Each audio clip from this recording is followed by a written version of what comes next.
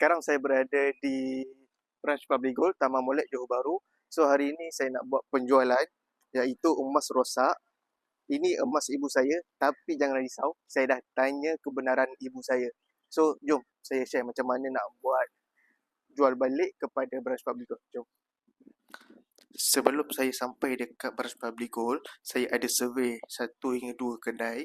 Kebanyakan kedai emas ambil harga lebih kurang dalam RM451. Bila sampai saya tanya, cik, saya nak jual emas mak saya ni, boleh tak? Lepas tu dia jawab, boleh, cik, saya tengok dulu. Okey, kalau tengok emas ni sekarang ni emas rosak. So, kita akan bersihkan dulu dan kita akan cuci kotoran-kotoran yang ada dekat sini. Jadi sementara staf cuci kotoran-kotoran dekat emas tersebut, saya pun cuci juga mata dekat sini. Wah, banyak juga barang-barang kemas kat sini. Dan ini juga paparan harga semasa untuk Public Gold. Dekat Public Gold kita juga ada mesin ATM yang mana nak keluarkan item besar. Sebagai contoh item 50 gram. Okey, pada hari waktu cuti boleh terus walk in ke Public Gold. Dekat situ ada satu mesin ATM.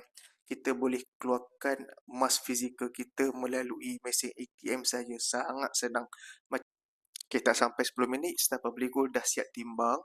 Jadi, staf Public Gold dia buat kira-kira berat emas tersebut dikalikan dengan harga semasa, iaitu harga semasa 574 untuk item non-PG.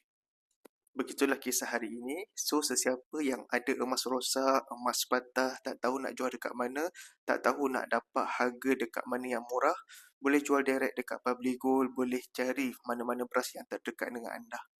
Boleh follow.